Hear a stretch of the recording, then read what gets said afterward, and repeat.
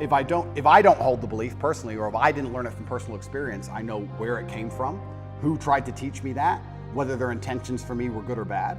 And I've tried very hard to have my mindset rigidly analyzed and make sure that it's put together in a way which benefits me completely and absolutely. And I do not believe in things that take away power from me. Right. I refuse to do that. I would rather say that they are not real. And people will sit here and argue to the end of time that they are real, but they're not real in my world, and I live inside of my mind. So even if you throw me in a Romanian dungeon, the idea that I become a depressed person is not a framework that my mind works within, so I can't become depressed. I can feel a little bit sad, sure, I can feel depressed, but I can't be depressed. And what a lot of people don't understand is that I will never adopt the thinking of somebody who is sad, and I will never adopt the thinking of somebody who is less competitive than I am, or less successful than I am. If someone comes along and goes, Andrew, you are wrong, the way you see the world is wrong, but they are suffering from an affliction, why would I adopt a single iota of what they say? So it's kind of funny when I talk about depression, the number of people who defend depression. Depression's ruined my life, it's super real, and I lost my wife, and my life is over, and I want to kill myself, it's real. I'm like, surely you should like my worldview. If depression's so terrible and it's destroyed your entire existence, right, you should be listening to me tell you it's not real. Right. But instead they're defending it and sticking up for it, which I find very interesting. And I also believe that my children's children will look back at this period in history and they will be unhappy that not enough people stood up and told the exact truth, that too many people sat there and said, okay, well, I know this subject is bullshit, but I'm scared for my job, I'm scared of the HR department, I'm scared of getting canceled, I'm scared of the social media companies, I'm scared of whatever, so I'm just gonna sit and be quiet. And if you look throughout history, there's huge proportions of the population who were good people who decided to be quiet because they were afraid, and terrible things happened. So I think that I have a duty to God to run my mouth, so here I am. People are being harvested for their body heat in a real world, and their minds are being used, their minds are being occupied by this computer-generated reality. And the basic premise of the show is that their body is being used for what is important, and they just distract their minds so their body can stay alive long enough to give the machines what they want.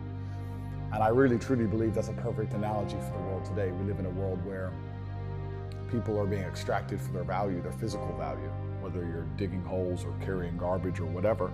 And your mind is constantly distracted by garbage. It's distracted by TV shows and concerts and clown world. I call it clown world because it's a never-ending circus. You're in charge of the world, you own the news. Are you gonna tell the truth? If you had a bunch of slaves and a bunch of suckers working their asses off for pennies, are you gonna tell them the truth? Would you? I mean, I can't possibly imagine that situation. Why the fuck would you tell them the truth? The truth? How does the truth benefit? So what's their benefit then? They own everything. They own the newspapers, the media. What is the agenda of the Matrix? The agenda is just narrative control. Right. The agenda is narrative control, and as long as they control a narrative, they can control the populace to do whatever they need them to do. It doesn't matter if they convince you to be afraid of the common cold and stay in your house and destroy your own business and not see your own fucking grandmother for 2 years. It doesn't matter if they convince you that the planet's setting on fire and global warming is real, and now for some reason if they tax you, it'll fix it. It doesn't matter what it is. They create a narrative. They prevent people from talking the counter to that narrative. They now own reality.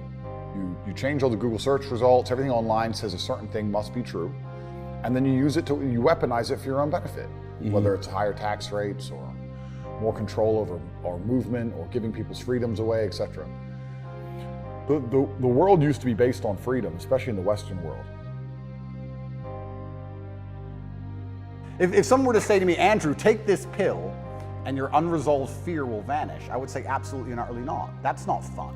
The fun is there's something in my mind which I don't have complete control or complete understanding of yet, and it's not detrimenting my day-to-day life really. Okay, I lose a bit of sleep, but this sounds like an interesting journey. It sounds like I'm in a new level of the video game and I've been thrust into a dark forest and I get to do something brand new, and I'm really genuinely not worried about it.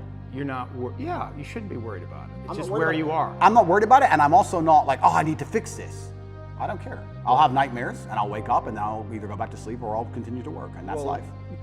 I mean, I psychoanalyze myself all the time, which is one of the main reasons I don't believe in therapy and psychoanalysis. Psychoanalyze yourself. Of course you can. I do it myself. You don't think that's hubris?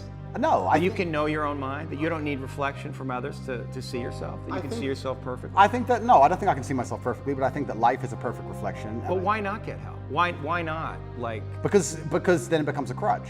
I like the idea that I can rely on myself to fix myself. well, you have a coach. Is that a crutch? No, it's not, because he's teaching me something. What's the difference? That's fine, but like if I had an affliction, I would like to be my own doctor.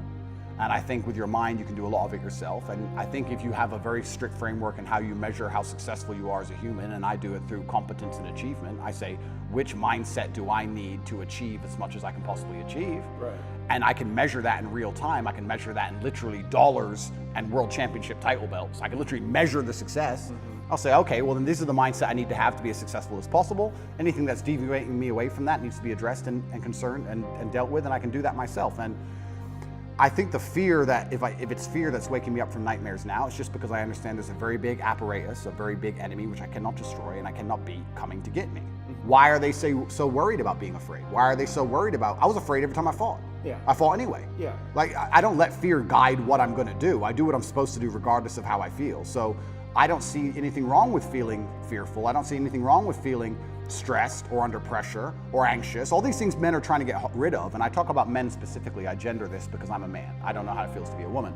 But all these things that people are trying very hard to get rid of from their brains, I don't see why they need to leave. I will argue the point that if I feel anxious and pressured and stressed and fearful, I will get more done than if I was happy. I think if I was happy, I'd just be hedonistic and just wasting my time. I think that you get a whole bunch done with these negative connotations and negative emotions, and I think that life is suffering and pain, and you're here to go through it, and the sooner you get used to the taste, the more successful you're going to be. I have no interest in trying to change the flavor, my friend. The flavor of life is pain, and I will eat all of it. And it doesn't matter if they put me back in jail or not. I'm not sitting there going, how can I be happy in jail? I will sit in jail and say, yes, this sucks. It's supposed to suck. Yes, I'm not enjoying this. Yes, I'm anxious and paranoid. And yes, that guy might stab me. And yes, I can't sleep and I miss my family. And this is what's supposed to happen to me. And this is how I become the best man I can possibly be. And I'm going to succeed regardless. And I've decided that I can't stop bad things from happening to me. So instead, I'm going to enjoy bad things happening to me, and I'm going to build a mindset that makes me fearsome enough to succeed regardless of how stacked the odds are against me. Yeah. And I appreciate your mindset, and it's well thought out, and it's useful to you. I like to hear it. Yeah. I like to hear it, but like I said right now, I'm not a coward. And I want to make this very clear. I'm not a coward. I don't care if I don't sleep again for the rest of my life. I refuse to take any fucking pill, and I refuse to sit and have my mind altered by anything I do not control. I don't care if I have nightmares for the rest of human time. Right. As long as I'm in charge of my mind, I'm in charge of my life. If God decides that I don't need nightmares anymore, I'll fathom out how to stop it.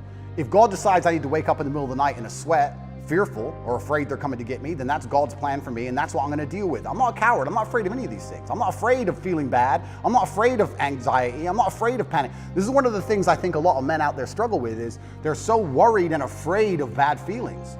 And to me, that's just showing that you've had an easy life. Like, there's real people out here who are trying to kill you. There's people out here who put a knife in your neck. You're scared of what? Feeling sad? Who cares? Like, there's real problems. What are you worried about feeling sad for? Who gives a shit?